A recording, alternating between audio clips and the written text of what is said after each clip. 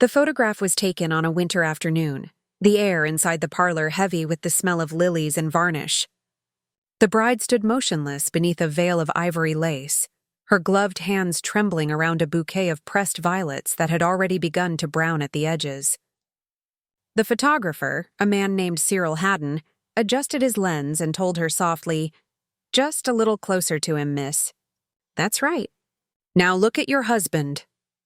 Her husband did not move. He sat in the high-backed chair beside her, his eyes open but unfocused, his lips faintly parted as though mid-breath. No one in the room spoke of it, but everyone knew, or rather refused to know. His skin was too pale, the stillness too absolute. The doctor had signed the certificate 7 days earlier. Yet here he was, dressed in his wedding suit, posed in the light of a dying day, for a photograph that would outlive them both. When the shutter clicked, something shifted in the silence. Not a sound, but a feeling, as if the room itself had inhaled. The bride's expression changed, a flicker between grief and devotion, something neither the living nor the dead could fully claim. And as the photograph dried, she whispered something no one could quite hear. Before we go deeper into this story, before you see what really happened after that photograph, stay with me till the end. Because the final truth is something no one in that small Victorian town could bear to face. And once you understand it, you'll never look at an old wedding portrait the same way again. The morning mist clung to the cobblestones like breath held too long.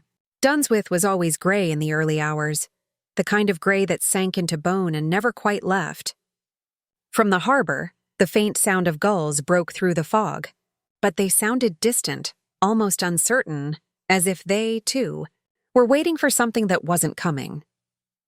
Inside the Whitcomb house, the windows were closed, the drapes drawn. A candle burned low in the corner, its flame bending each time Eleanor passed.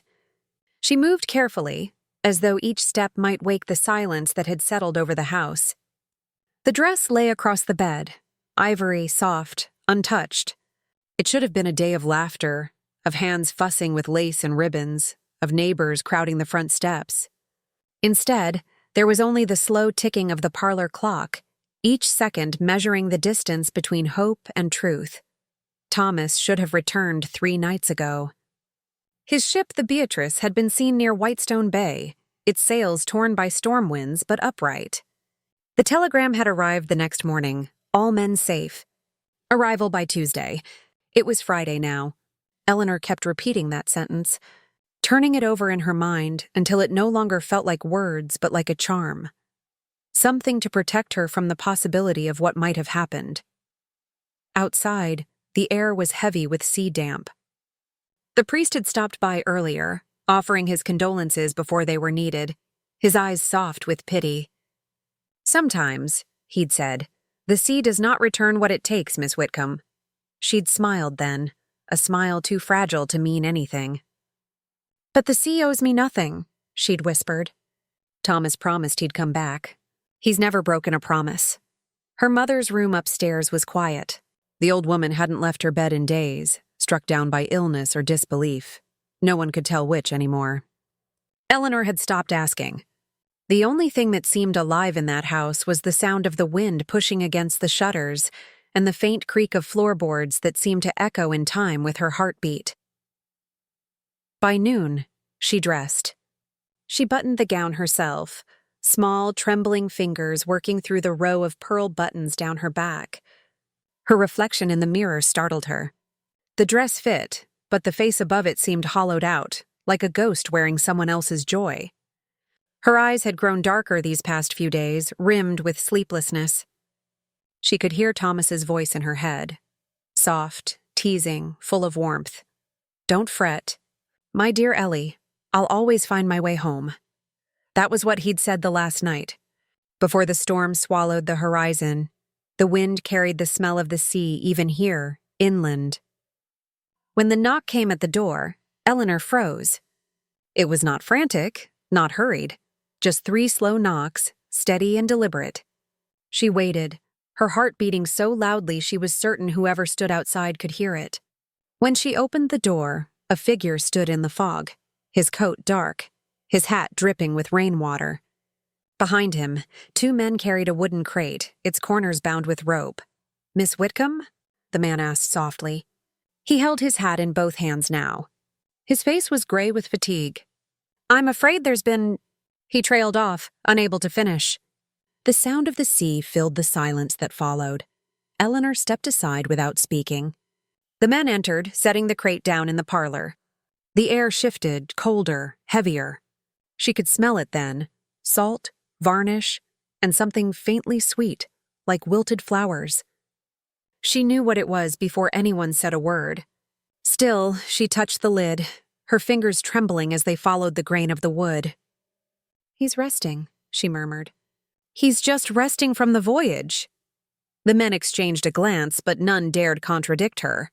Grief makes people dangerous, and there was something in her voice that made the air itself cautious. When they left, Eleanor sank beside the crate, her cheek pressed against the wood. The candle flickered low, and in its uncertain light, her white gown gleamed like frost. Somewhere in the distance, the clock began to chime, slow and patient. 7 chimes.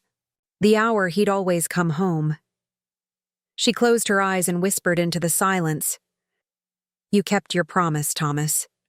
You came back, and though there was no answer, she swore she heard it, the faint creak of the floorboards upstairs, as if someone were finally walking through the house again."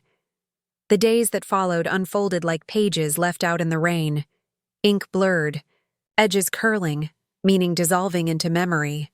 Eleanor kept the curtains drawn and the lamps lit, creating a twilight that never changed. She moved through the rooms as though tracing the outline of a dream she refused to wake from, her footsteps soft enough to keep the house asleep.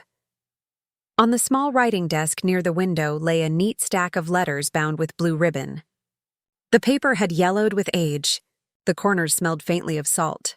These were Thomas's letters, his voice preserved in ink, his laughter pressed between pages.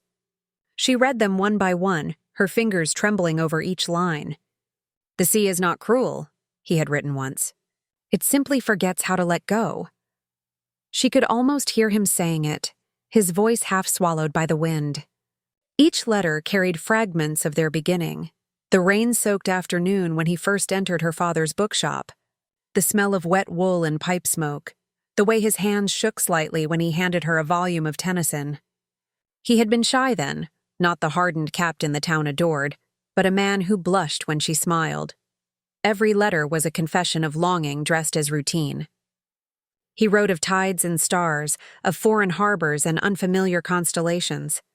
Yet between every line she could feel the ache of someone afraid to be forgotten. And maybe that was why she couldn't let him go, because every word he'd ever written felt like a plea to remain. Outside, the weather turned, the first signs of winter whispering through the eaves. She lit a fire in the parlor, though the wood was damp. The doctor came once more, his eyes clouded with pity. "You must eat, Miss Whitcomb," he said, glancing toward the sealed crate that still sat by the wall.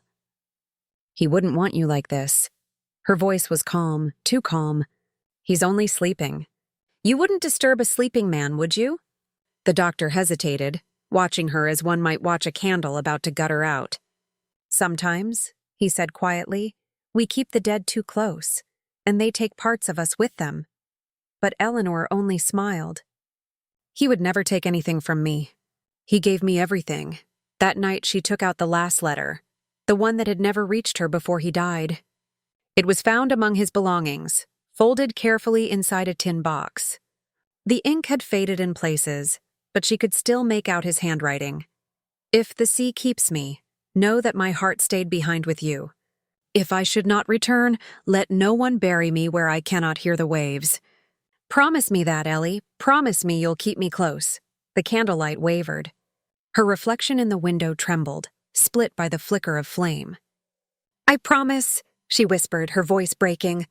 And perhaps that was the moment the promise became something darker. Not devotion, but defiance.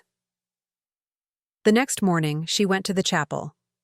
The priest refused at first to bless what she carried, his hands trembling as he saw the box.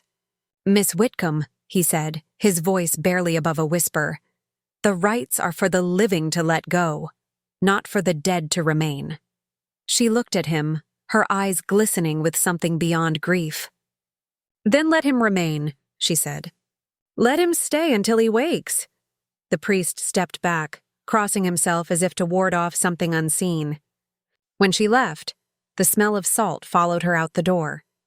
The villagers turned away when she passed, not out of cruelty, but fear.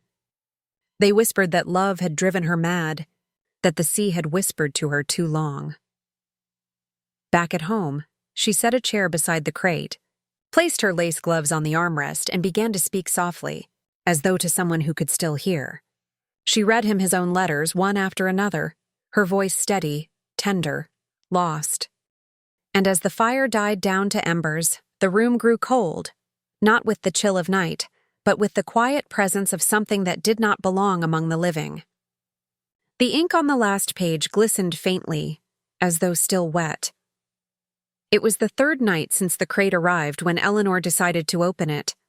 Not out of madness, not even out of grief, at least that's what she told herself, but out of love. The kind of love that believes silence can be temporary if only one waits long enough for it to break. The parlor smelled of salt and dust. The clock on the mantel had stopped sometime after midnight, its pendulum hanging in stillness. Outside, the fog pressed against the windows like a living thing. She had lit every candle she could find, their flames trembling as if afraid. Her hands, pale and unsteady, rested on the lid. "Thomas," she whispered. "I can't stand this waiting anymore." The wood gave way with a slow, aching sound. Inside, the air was heavy, not of death exactly, but of sleep. His face was pale, drained of the warmth she remembered, yet perfectly composed. His eyes were closed as though he might open them any second. His hair had been combed back, his lips faintly parted, the faint scent of lavender water clinging to his skin. Someone had tried to make him presentable, as if knowing she would look. Eleanor touched his hand.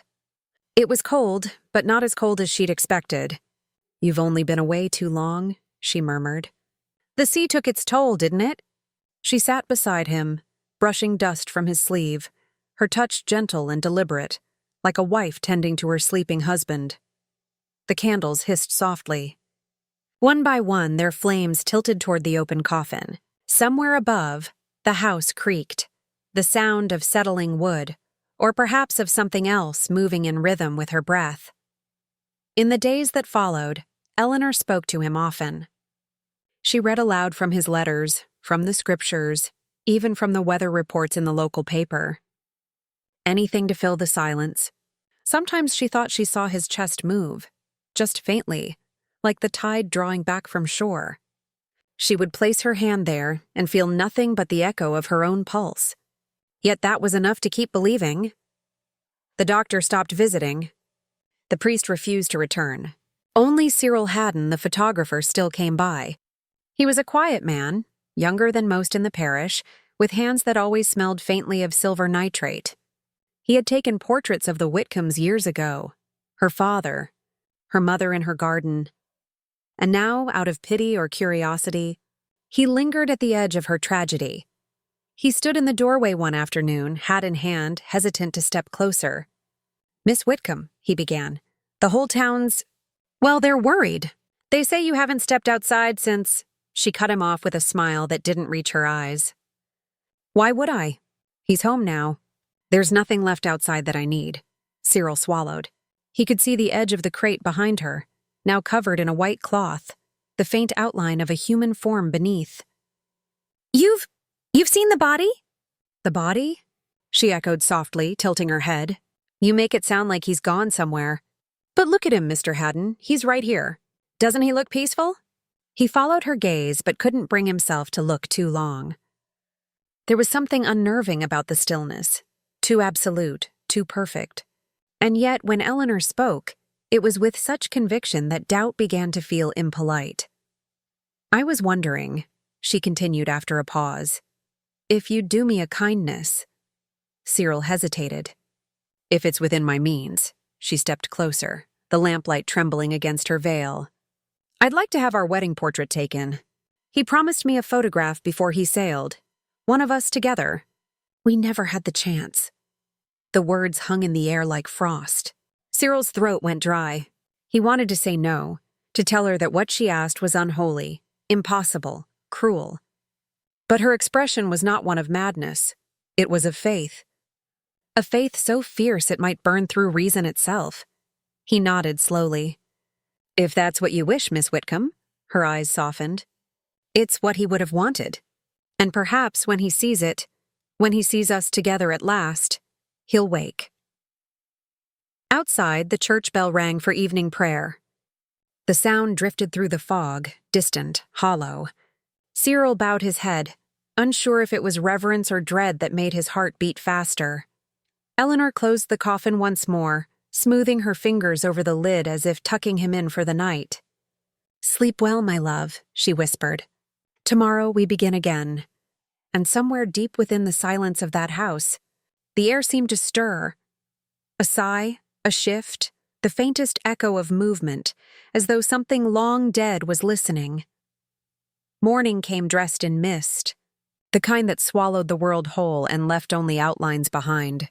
The church bell tolled once, twice, then faded into the fog. The sound seemed to reach even into the Whitcomb house, where Eleanor stood before the mirror, fastening her veil with trembling hands. Her reflection was pale and uncertain, her lips the color of candle wax. Behind her, the door to the parlor remained closed, the faint scent of salt water still lingering in the air. She whispered to her reflection, as if rehearsing vows, for better or worse, for life and beyond. The words didn't echo. They sank, heavy and irreversible, into the quiet. When Cyril arrived, he carried his camera in its worn leather case, the kind that creaked like an old confession when opened. His boots left wet prints on the Whitcomb doorstep. He paused before knocking, listening to the faint hum of something inside. Not a voice, not exactly, but a rhythm, a heartbeat made of silence.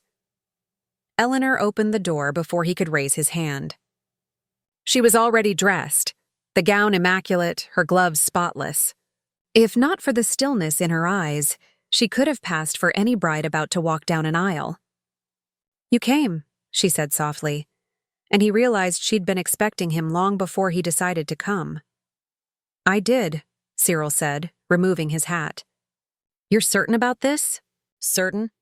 Her lips curved into a fragile smile. "I've never been more sure of anything." He followed her into the parlor. The curtains were drawn tight, letting in only a thin line of gray light. The coffin had been moved, now standing open beside the window, draped in white lace. Thomas sat upright, dressed in his finest uniform. His hair gleamed faintly with oil, his posture straight, his eyes closed as if waiting for the right moment to open. Cyril froze. He'd photographed death before. It wasn't uncommon in those years to capture a loved one's final image, but never like this. There was intimacy here, something unnervingly tender. The flowers arranged around the chair were fresh, their petals trembling with moisture. Eleanor stood beside him, her veil cascading like mist, her hand resting gently on his arm. "You see?" she whispered. "He looks peaceful, almost as if he's listening." Cyril adjusted his tripod, his breath unsteady. The light in the room felt wrong, too dim, yet somehow blinding. He moved the lens slightly, and for a brief second, the reflection of Thomas in the glass seemed to move faster than the man himself. He blinked it away. "Hold still," he murmured. "I've been holding still for a week," she said with a faint, sorrowful laugh. He focused the lens, watching her through it. The world inside the frame was a different place, softer, dreamlike, quiet. Through that circle of glass, Eleanor didn't look mad. She looked eternal. Her expression carried the same devotion as saints carved in marble, eyes bright, lips trembling with belief. "Just a moment longer," Cyril said, his voice shaking. She nodded, turning her face toward Thomas. "He'll wake," she said under her breath, "once he sees we're finally together." The shutter clicked. For a heartbeat, nothing happened. Then the room seemed to exhale, a low, hollow sound that came from nowhere and everywhere. One of the candles flickered out, though no wind stirred. Cyril stepped back, uneasy. Eleanor, however, was calm. "There," she said softly. "Now we've been joined." Cyril began packing his camera, eager to leave. "I'll have the image ready in a few days," he murmured. She turned to him. "Bring it as soon as it's done. He'll want to see." He nodded, though he didn't believe she'd ever notice the difference between waiting a day or a lifetime. As he left, he looked back once more. Eleanor stood motionless beside the coffin, one hand resting on Thomas's shoulder, the other holding the edge of her veil. The light behind her shifted, faintly gold, as if the sun had tried to break through the fog and failed. And just as Cyril closed the door, he thought he heard something, a faint creak, a whisper like breath drawn between parted lips. He turned, listening. Nothing but silence, but Eleanor heard it clearly. A soft sigh escaping from the man beside her. She smiled through her tears. "See, my love?" she whispered. "You kept your promise." And in that quiet, where life and death no longer remembered their borders, she leaned down and kissed him. Cyril Haddon did not sleep the night after the photograph was taken. The sound of the shutter still echoed behind his eyes, each click replaying like a heartbeat that wasn't his. He sat in his small workshop above the cobbler's shop on Eastmore Street, the window cracked open to the damp sea air. The smell of chemicals clung to the walls. Developer, collodion, ether, the scent of ghosts, he sometimes thought. The glass negative sat in the basin before him, its surface shimmering faintly under the lamp. He had done this 1,000 times before. Capture, develop, fix, wash, dry, but never with hands that trembled. He told himself it was only fatigue, the strain of working with poor light. Yet as he watched the image begin to emerge, he knew that wasn't true. Eleanor appeared first, her face soft and luminous, her veil like fog dissolving into light. She was beautiful, yes, but not in the way of the living. Her eyes seemed to look beyond the camera, past the world itself. And beside her, Thomas. At first, he looked as he had in the room, pale, composed, still. But as the details sharpened, something shifted. His lips were parted slightly, too slightly, as if about to speak. His head tilted just a fraction toward her. Cyril leaned closer, his pulse quickening. No, he told himself. It's only the angle, the trick of shadow and exposure. But the longer he stared, the less certain he became. The photograph held its breath. He tried another exposure. The same result. Thomas seemed to lean closer to Eleanor, his expression changing in a way that shouldn't have been possible. It was faint, subtle, the ghost of a smile. Cyril felt sweat bead at his temples. He wiped his hands, though they wouldn't stop shaking. "Just light," he whispered to no one. Just light and silver and human foolishness. But even as he said it, he remembered the sound in the Whitcomb parlor, that sigh that had no source, that whisper that felt like a pulse breaking through the walls. By morning, the print was dry. He held it to the window, letting the pale dawn illuminate the details. Eleanor's hand rested on Thomas's shoulder, the lace of her glove stark against his uniform.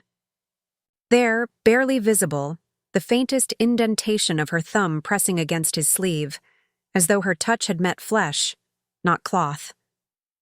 Cyril turned away, bile rising in his throat.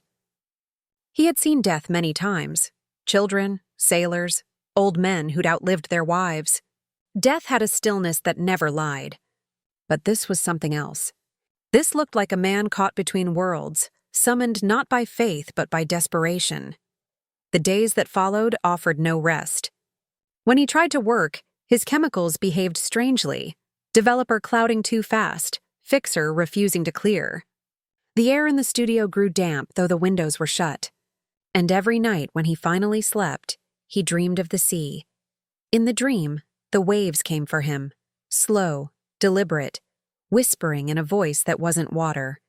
He could hear Eleanor's laughter somewhere beyond the horizon, faint and echoing. "He came back for me," she said. "And he'll come for you, too." Cyril would wake gasping, his sheets cold with sweat, the sound of the tide still roaring in his ears. On the 4th day, He wrapped the finished print carefully in paper and tied it with string. He told himself he would deliver it to her and be done with this cursed thing. Yet as he reached the door, he hesitated. The light in the room dimmed, though no clouds crossed the sky. For a fleeting second, he saw his own reflection in the glass, and behind it, two faint figures standing side by side. He dropped the photograph. It hit the floor without sound. When he picked it up again, the paper was damp, as if touched by seawater. That evening, he walked to the Whitcomb house, his boots crunching over frost. The fog had thickened, muffling every sound. The door was ajar, a soft light flickering within. He stepped inside, calling out, "Miss Whitcomb?" No answer. Only the slow creak of the floorboards. Then, from the parlor, her voice, calm, distant, and filled with something like wonder. "He's moving again, Mr. Haddon. Just listen." Cyril's breath caught. There was no breeze in that room, yet the candles trembled, and in the stillness that followed, he heard it, the soft, rhythmic sound of something shifting beneath lace. Cyril stood frozen in the doorway of the Whitcomb parlor, his pulse hammering in his ears. The light from the candles flickered weakly against the walls, their wax pooling like melted bone. Eleanor knelt before the coffin, her veil discarded, her hair unbound and hanging over her shoulders like a dark shroud. The room reeked faintly of salt, decay, and lilies left too long in stagnant water. She didn't look up when he entered. Her hands rested delicately on Thomas's chest, fingertips tracing the seams of his uniform as though memorizing them. Her voice was low, almost tender. "He hears me now." "I know he does," Cyril swallowed hard. "Miss Whitcomb, Eleanor, you shouldn't—" She turned then, slowly, her eyes catching the light in a way that made them seem almost silver. "Shouldn't what? Speak to my husband?" "He isn't—" Cyril stopped himself. He wanted to say alive, but the word felt fragile in his throat. Eleanor smiled faintly, as if pitying him. "You wouldn't understand. You only capture what's already gone. But I bring him back." He looked at the coffin. Thomas's head was tilted slightly to the side, his mouth half open, his lips faintly darker than before. It was impossible, and yet Cyril's stomach clenched with the certainty that something had shifted. "I brought the photograph," he said, his voice trembling. She stood, her movements too smooth, too measured. "Show me." He unwrapped the print with unsteady hands. When she saw it, she drew in a sharp breath, not of horror but of recognition. "There," she whispered, pointing to the faint curve of Thomas's lips. "He's smiling. He knows I'm here." "Miss Whitcomb," Cyril said quietly, "it's only exposure." "Light and shadow." "No." Her tone was firm now. "It's proof." She lifted the photograph, pressing it against her chest like a relic. "This is how I found the way. The lens opens a door, doesn't it? Between what is and what was." Cyril shook his head. "That's not how it works." She laughed softly, almost kindly. "Then why does the air move when you look through it?" He had no answer. The room seemed to tighten around them, the air growing colder. One of the candles guttered out, its smoke curling toward the ceiling like a thin gray hand. Eleanor turned back to the coffin, her expression serene. "He needs another," she said. "One more photograph. Then he'll wake fully." Cyril felt a chill crawl down his spine. "No, you don't understand what you're asking.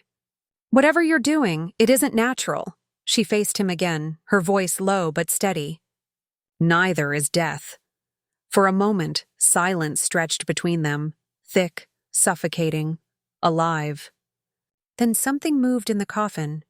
It was small, a twitch of a finger, the faintest shudder of cloth. Cyril stepped back, his hand instinctively going to his chest. "Eleanor," he whispered.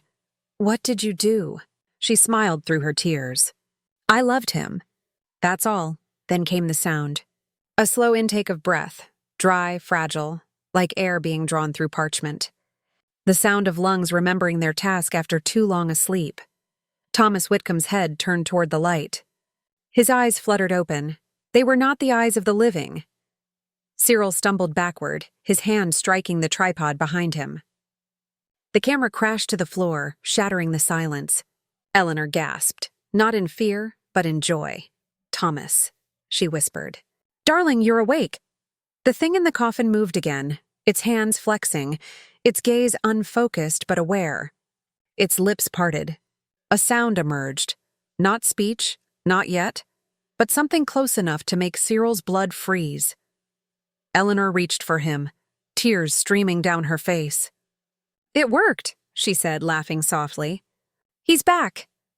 Cyril turned and fled. He didn't remember how he got outside, only the feel of the fog against his skin, the way it clung and whispered as he ran. The world beyond the house was silent, emptied, as if the air itself refused to bear witness. Behind him, faint through the mist, came Eleanor's voice. Calm, soothing, mothering. "Breathe, my love.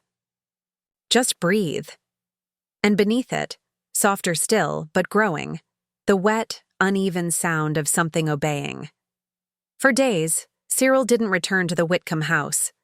He told himself he wouldn't, that he couldn't. Yet every time he closed his eyes, he saw Eleanor's face lit by candlelight, her expression not of horror, but of devotion. He heard the brittle inhale that should never have existed. And somewhere, between waking and sleep, he could almost hear the creak of coffin wood shifting open. The city went on, indifferent. Horse hooves clattered through the fog, paperboys called headlines about war and scandal, and the Thames rolled black beneath the bridges. But to Cyril, everything had changed. Light itself felt wrong. Every photograph he took came out distorted, faint blurs near the edges, shapes that weren't there when he looked through the lens. He thought of burning the camera.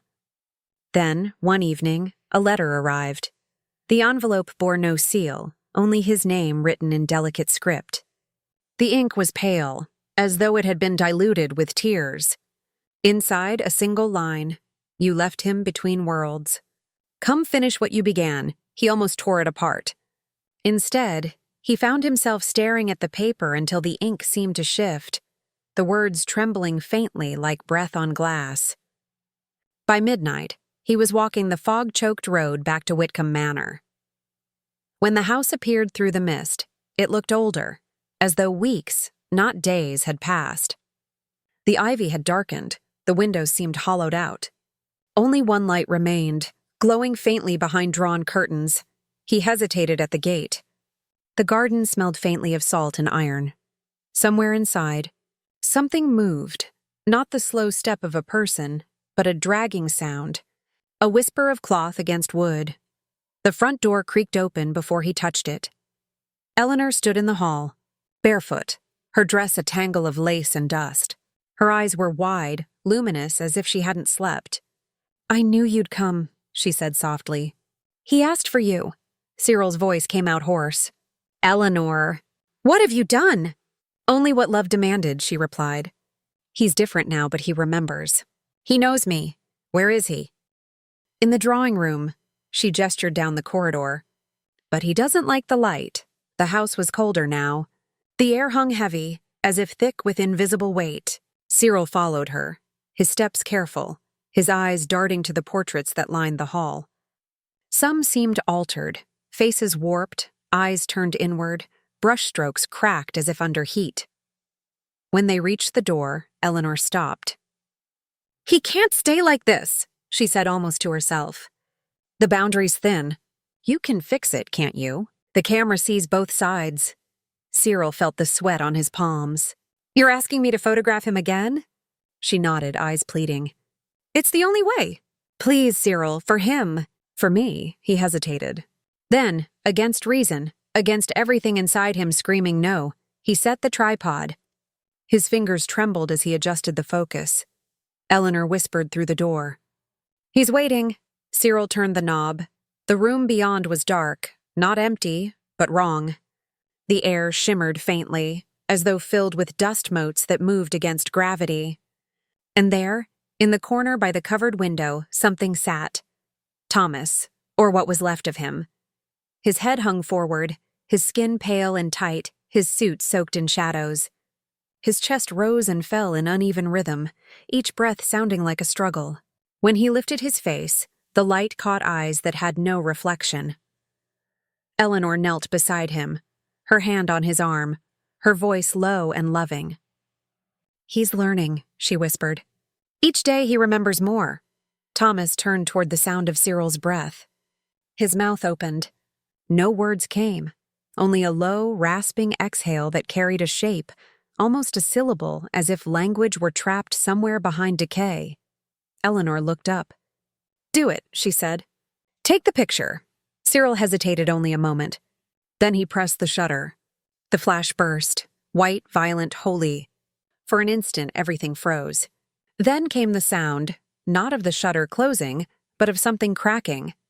The mirror above the mantel split down the middle. Eleanor gasped. "He's crossing," Cyril stumbled back. In the reflection, Thomas's body twitched, but the image of him in the mirror, that moved differently.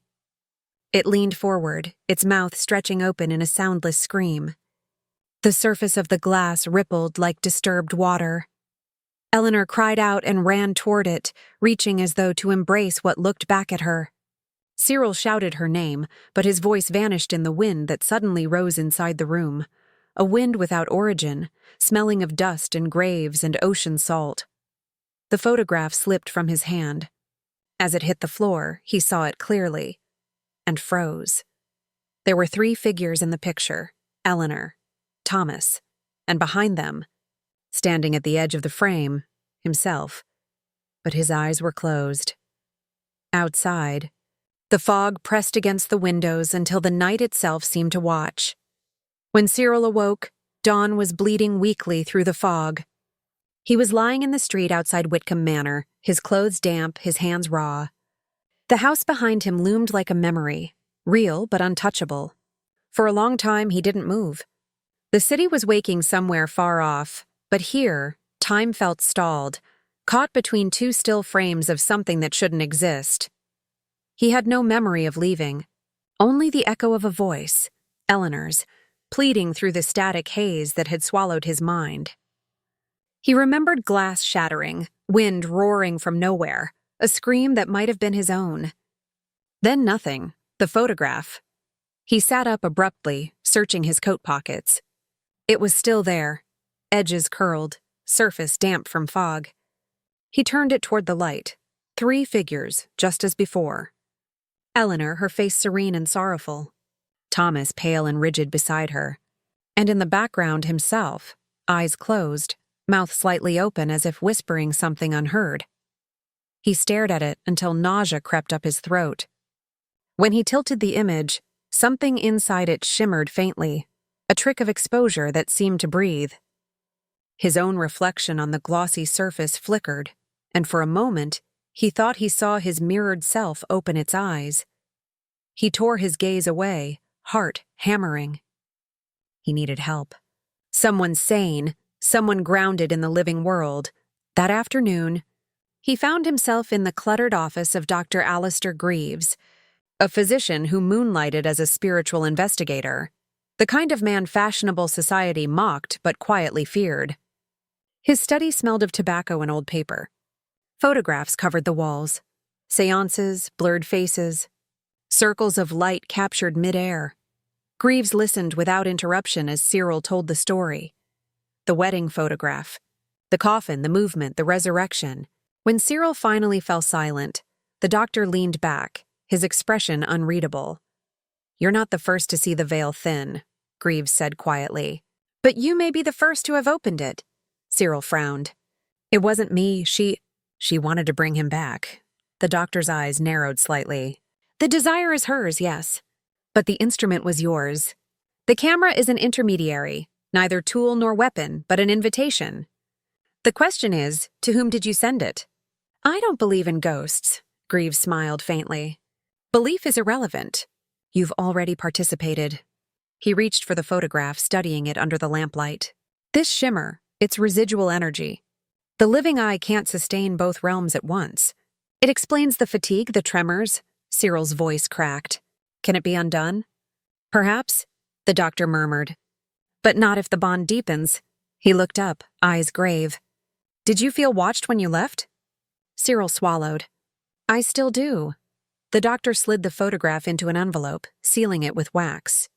Keep away from the woman. Burn the negatives. Whatever she believes she's touching, it isn't him. That night, Cyril tried to obey. He gathered the glass plates, the chemicals, the broken remains of his tripod. The fire in the hearth hissed when he fed them in, as if something within resisted. The smell of smoke filled the room, bitter and chemical. He thought it was done, until he turned toward the window. Someone stood outside. The fog distorted the figure, but he recognized the outline, the slope of the shoulders, the uniform's shadow. His breath caught. He stepped closer to the glass, his reflection mingling with the silhouette beyond. It raised a hand, slowly, in greeting. Cyril's stomach twisted. He stumbled backward, heart in his throat. When he looked again, the figure was gone. Only a faint smear remained on the outside of the window pane, as if a wet hand had pressed there, trying to come through. He sat awake till dawn, every tick of the clock louder than the last. When sleep finally took him, he dreamed of light, harsh, white, blinding, and of a shutter opening and closing without him touching it. When he woke, the photograph he'd left on the doctor's desk was back on his table. Only this time, there were 4 figures in the frame, and the newest one stood behind Eleanor, its head bent near her ear, whispering something that made her smile. The next morning brought no comfort, only the feeling of being observed by something just beyond his periphery. The air inside Cyril's apartment seemed too still, the shadows too patient. The photograph lay on the table where he'd found it, the 4 figures frozen mid-exhale, as if waiting for his attention. He didn't dare touch it. The whisper lingered in his ears long after waking, a soft, sibilant murmur that rose and fell like breath on the back of his neck.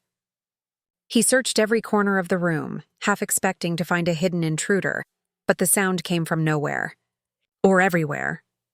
By midday, the walls began to click faintly. The sound reminded him of a camera shutter. Slow, measured, relentless. He dressed and fled to the street. The fog had lifted, but the city didn't feel brighter. London had that peculiar pallor of late autumn when sunlight feels like a lie. He walked aimlessly, his thoughts circling back to the same impossible truth, that he had captured something that wasn't meant to be seen, and now it refused to let go. He found himself at the steps of Dr. Greaves's office again, only to discover the door locked.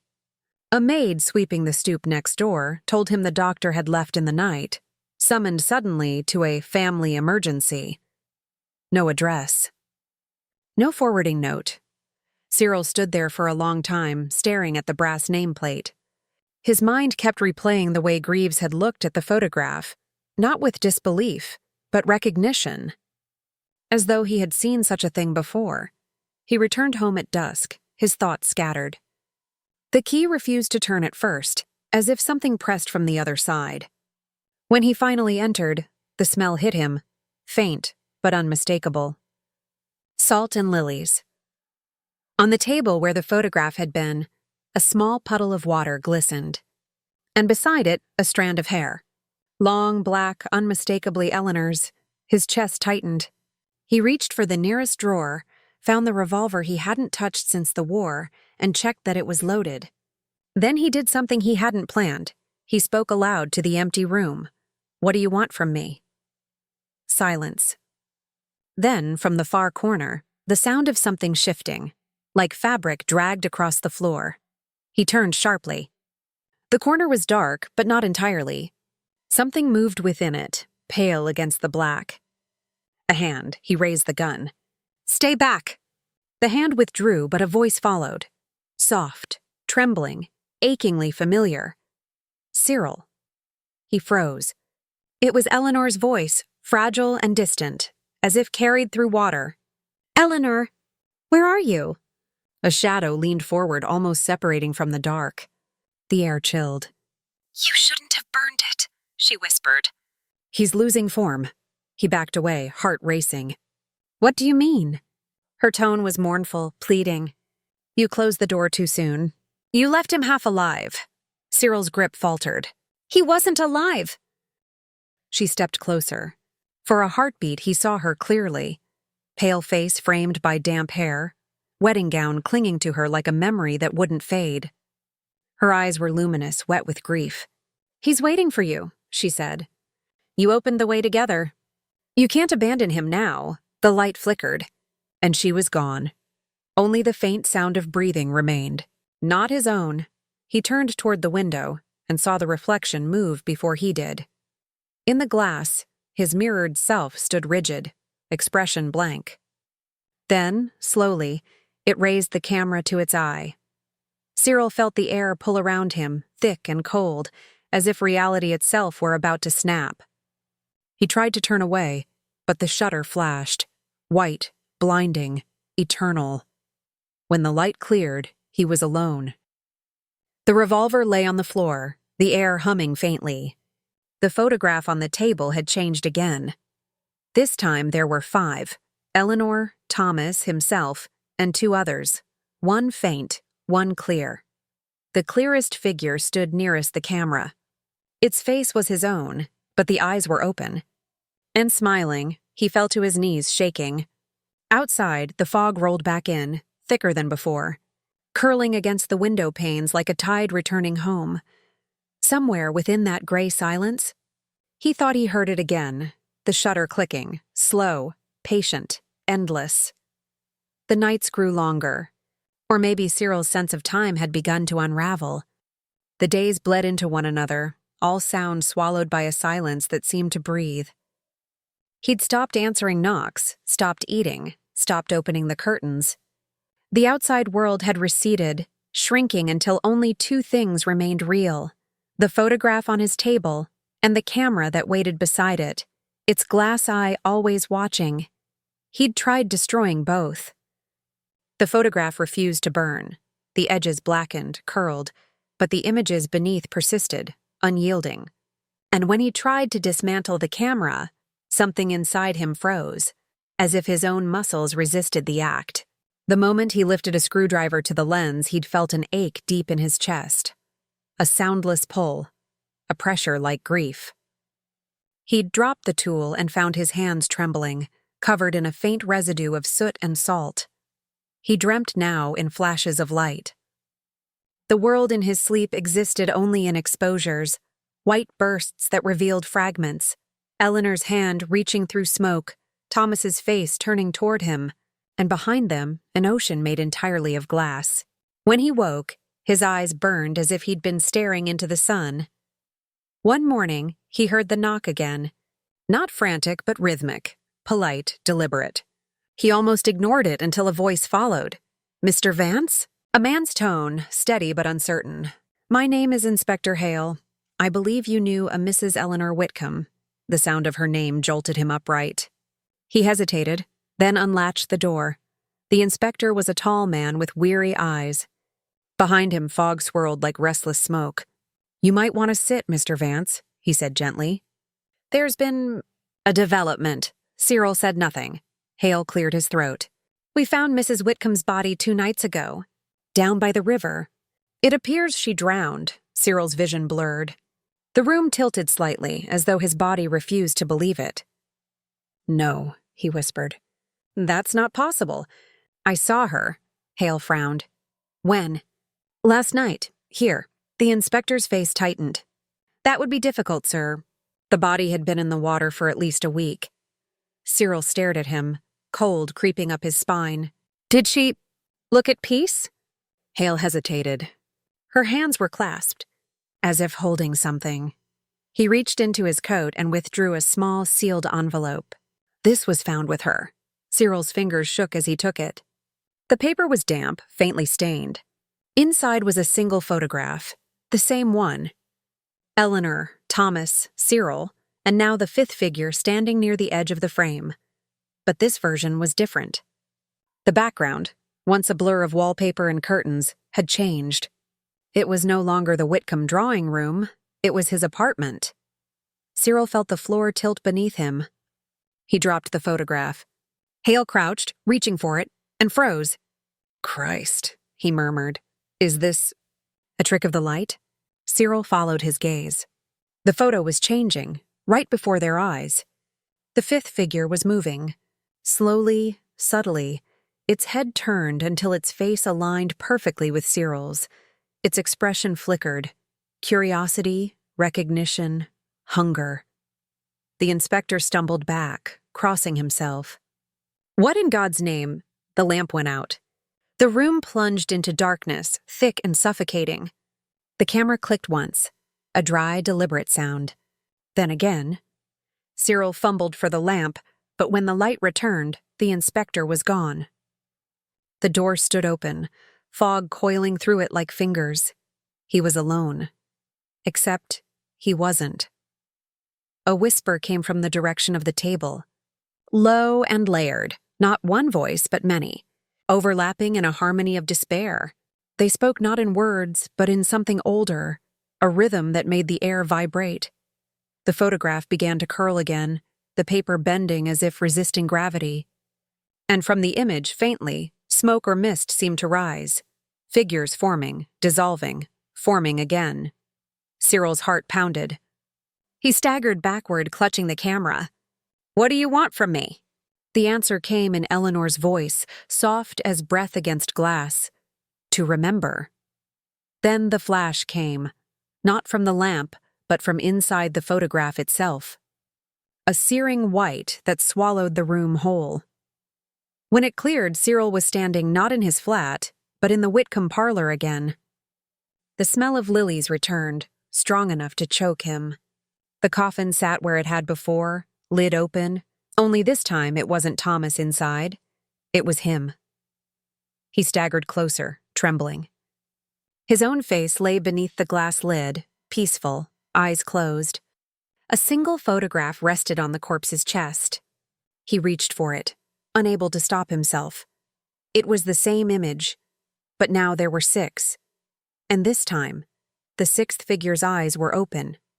Watching him, the shutter clicked again, softly, somewhere behind him. He turned. The camera stood ready, waiting for the next exposure. He didn't scream. There was no breath left for that. The room itself seemed to have stolen it from him. Every candle burned low, their flames trembling as though frightened by what they illuminated. Cyril stared at his own body lying beneath the glass, impossibly still, impossibly real. His hand trembled as he reached out, hovering just above the lid. The skin on the corpse's face looked waxen, almost painted. The lips had that faint, half-remembered curve he'd once seen in Thomas's photograph. The smile of something that knew it had crossed the line between the seen and the unseen. He whispered to himself, "This isn't real." But the words had no weight. They fell like dust into silence. From behind him, the camera gave a soft, mechanical sigh, the sound of gears resetting.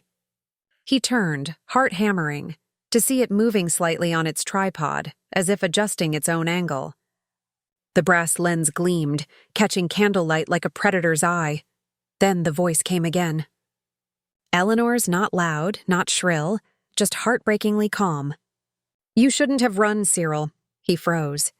The shadows near the window thickened, congealed into shape.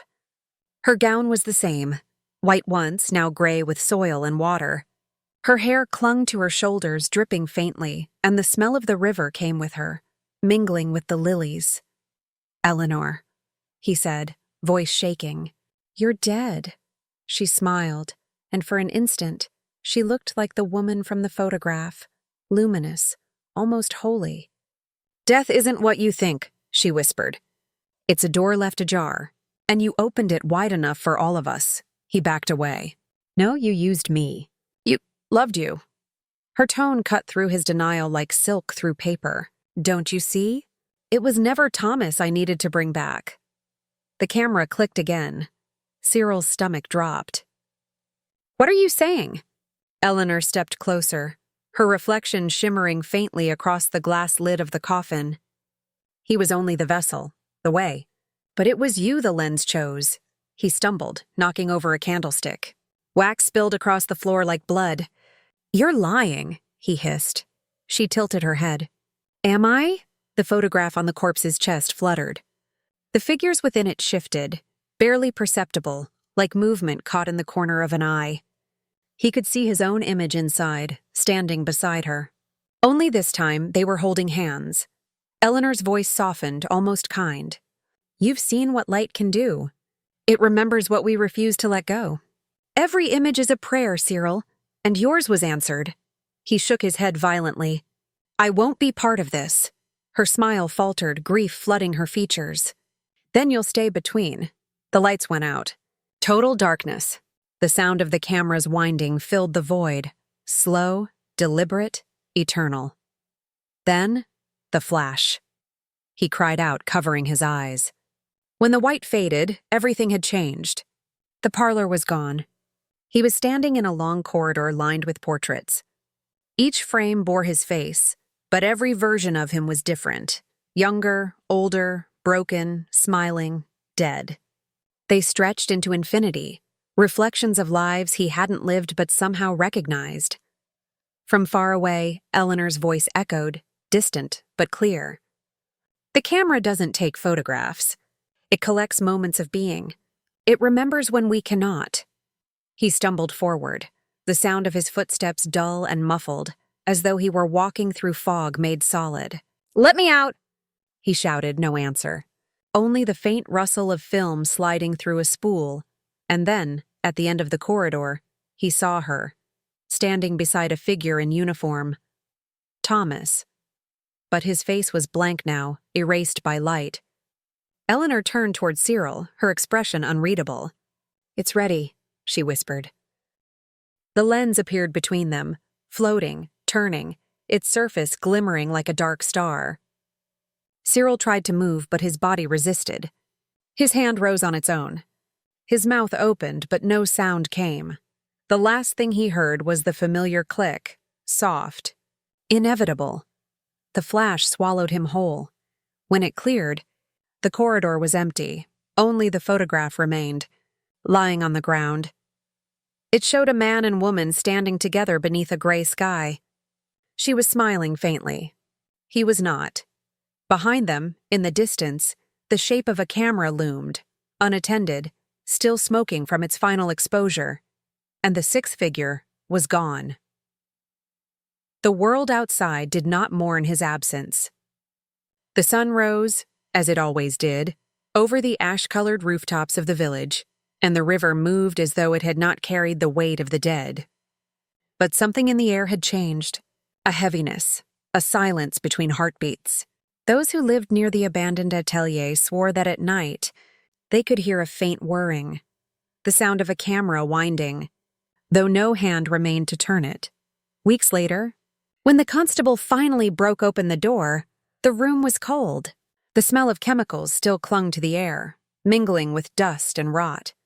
The camera stood where Cyril had left it, pointed toward the far wall. The glass plates inside were unmarked, all but one. The photograph on that final plate was perfect, impossibly so. It showed a man and a woman in wedding attire, standing side by side beneath an open sky. The clarity was unnatural. Every thread, every eyelash, every tear glimmered with painful precision, and yet no one could explain how the woman's eyes seemed alive, how the faintest motion lingered behind them, like something trapped halfway between memory and breath. They found Cyril's notes scattered across the floor, pages soaked with spilled developer fluid. Most were illegible, ink bled into blots. But one line pressed deep into the paper was still clear. "The lens remembers what time denies." Another, written below in a frantic scrawl, "Do not look too long." It looks back. The constable dismissed it as the ramblings of a mind undone by grief. He ordered the place sealed, the negatives destroyed. But a young assistant, curious, greedy, foolish, pocketed the last plate before the fires began.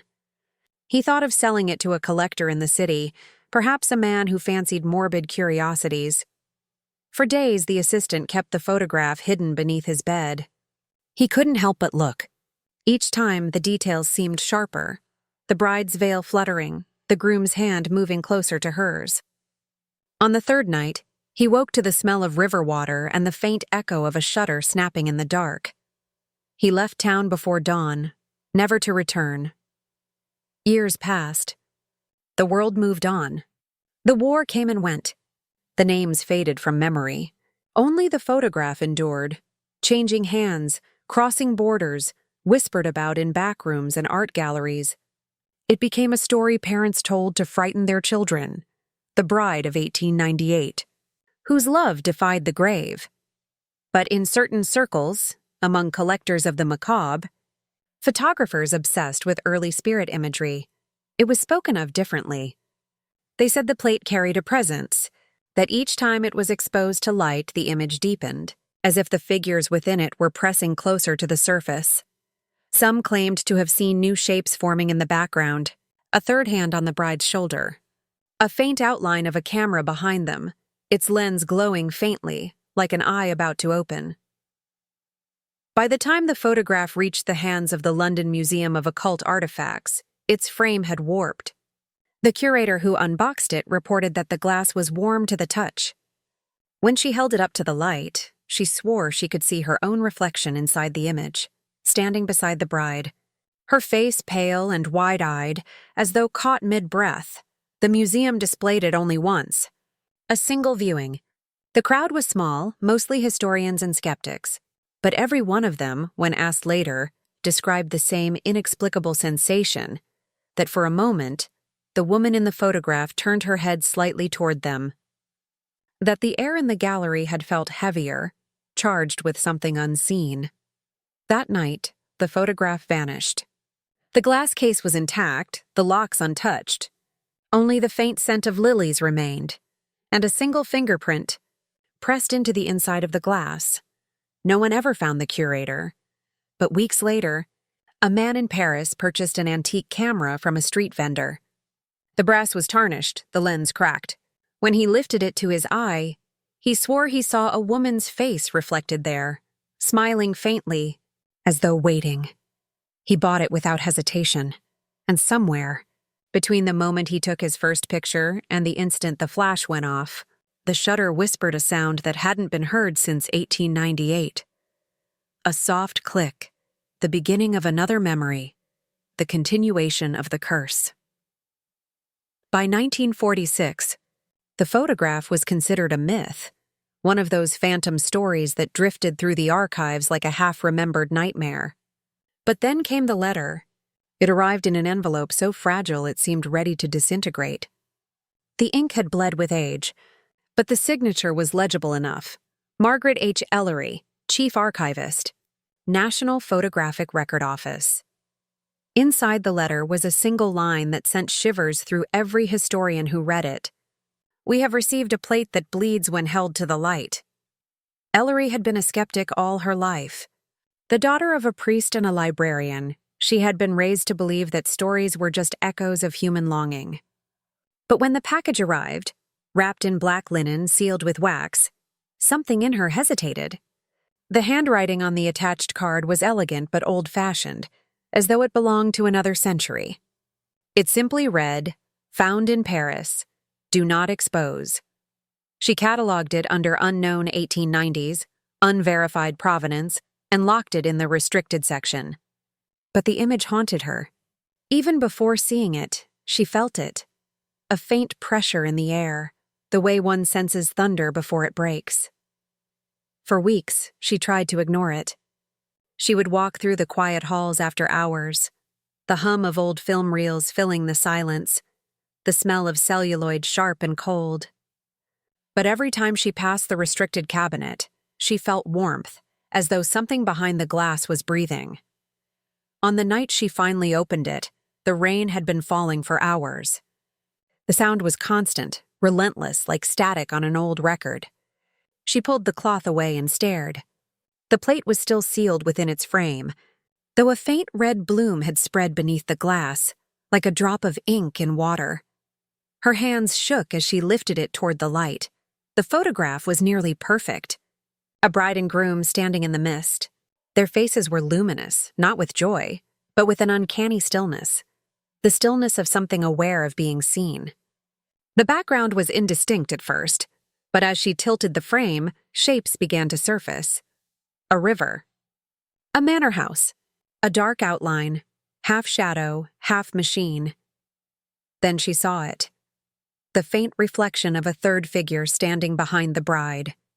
A woman, her face hidden beneath a veil. The longer Margaret stared, the more the image seemed to shift, like the world within it was breathing. The red stain beneath the glass began to pulse faintly in rhythm with her heartbeat. Her knees weakened.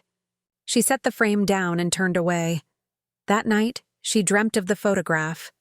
In the dream, she stood beside the couple as a cold wind blew across the fields. The bride turned to her and whispered, "It remembers you." When Margaret woke, her hands were stained crimson, though there were no cuts on her skin. She didn't go back to the archives for 3 days. When she finally returned, the plate was gone. In its place lay a modern photograph, glossy, fresh, and still wet from developing.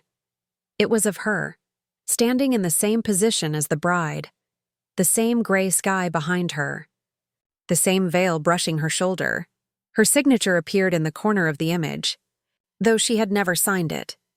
They found Margaret Ellery a week later in her apartment, seated before her camera, her body lifeless but peaceful. The negatives around her had all been exposed, except one, still undeveloped, resting inside the camera. When the police finally processed it, the technicians refused to speak of what they saw. One of them resigned the next day. Another went missing that winter. The file was closed, marked archivist suicide, delusional behavior. But in the margins of the coroner's report, in faint pencil, someone had written a single phrase: "The bride was never alone." No one ever claimed responsibility for the delivery of the plate. But photographs began to surface again. Weddings, portraits, family gatherings, each containing somewhere in the periphery a faint figure in white. Sometimes behind the bride, sometimes beside the photographer, sometimes standing alone in the distance, her gaze fixed directly at the viewer. They say you can still see her if you look at certain glass plates from the late 19th century under moonlight. The faint shimmer of a veil, a blurred hand, a shadow that doesn't belong. But the real warning lies not in the image itself. It's in the sound that follows after you've looked too long. The quiet, mechanical sigh. The inevitable click. The camera remembers you back. The photograph resurfaced in 1972, quietly, without ceremony. Listed in an obscure London estate auction as Lot 1898. Unattributed daguerreotype. Bride and groom. The catalog description was clinical, detached, as if the curators didn't realize what they were handling. But one man did. Dr. Alaric Sloan, a historian of early photographic processes, had been searching for the so-called Bride of 1898 for over 20 years. He'd heard the whispers, read the sealed reports, even corresponded with one of Ellery's surviving assistants before the man disappeared. For Sloan, it was not superstition but history that drove him, the need to uncover truth from behind the veil of myth. He won the bid without competition. When the parcel arrived at his study, the weight of it felt disproportionate, heavier than glass and metal should be, as if something unseen pressed from within. He unwrapped it slowly. Beneath the linen, the photograph waited, the same two figures beneath the gray sky, faces pale and impossibly present. He felt the same strange warmth Ellery had described, the faint hum beneath the fingertips, as though the image itself contained current. The emulsion shimmered faintly, like breath on cold glass. For hours, he examined it under magnification, recording every detail. The bride's face, the groom's lifeless eyes, the river behind them, and then, behind the veil, the faint outline of something he hadn't seen before. Another pair of eyes, barely visible, staring out from within the bride's reflection. He leaned closer, pulse quickening. "Impossible," he whispered. Then the light in his study flickered. The lamp hissed. He felt the sudden drop of temperature, the way the air folds when silence becomes too heavy to bear. The faint metallic click came next, delicate, precise, like a shutter being drawn. When he blinked, the bride's head had turned, just slightly. Her gaze now met his. He staggered back, knocking over the lamp. The room plunged into darkness. For a heartbeat, there was only the sound of rain against the window and the smell of burnt filament. Then, a whisper close to his ear, soft as the touch of silk. "Do you believe me now?" He turned. No one. Only the faint imprint of fingers fogging the glass from inside the frame. For 3 days, he didn't sleep. He covered the photograph, sealed it, locked it in a chest. But every night he heard it, the faint winding sound, the slow metallic breath. He wrote feverishly in his journal, his words unraveling into confession. It is not death that haunts the image, but memory. Memory made flesh. The lens was built to steal time, not preserve it. The bride wants to be seen. On the 4th day, his neighbors reported hearing a sound, a loud flash, followed by glass breaking. When the police entered his home, the camera stood on the tripod, its lens smoking faintly, the smell of ozone thick in the air. Dr. Sloan was nowhere to be found, only a photograph remained. It showed a man standing beside the bride, not the original groom, but Sloan himself. His hand rested in hers, his eyes wide and glassy, like those of a man who had seen the moment before eternity and could not look away. The frame was warm, the emulsion still wet. When the technicians tried to reproduce it, every copy came out blank. The original was locked away in evidence storage, marked property of Scotland Yard. 1972. But strange things began happening soon after. Static on film reels, blurred faces in wedding portraits, negatives developing with faint veiled figures in the corners. By 1980, the evidence file was missing. The key had melted inside the lock, and the light in the storage room, the one that flickered endlessly no matter how often it was replaced, still glowed with a faint, unearthly hue. Today, a single reproduction remains in a private collection, owned by an anonymous buyer. Those who've seen it say the photograph changes each time it's displayed, that the bride's veil moves, that her expression softens, that her hand slowly rises toward the glass. Some insist she's no longer holding the groom's hand, that she's reaching outward, toward whoever is watching. If you ever see the photograph, in a book, in an exhibit, online, you'll know it by the way it seems to breathe, by the way you feel it watching you before you even notice it, and if, in the quiet afterward, you hear the faint click of a shutter, do not look for the source, just close your eyes, because some images are not meant to be seen, they are meant to remember, and once they do, they never let you go. The camera does not die. The light never fades. The bride of 1898 smiles still, and somewhere, in the dark between moments, another flash prepares to bloom.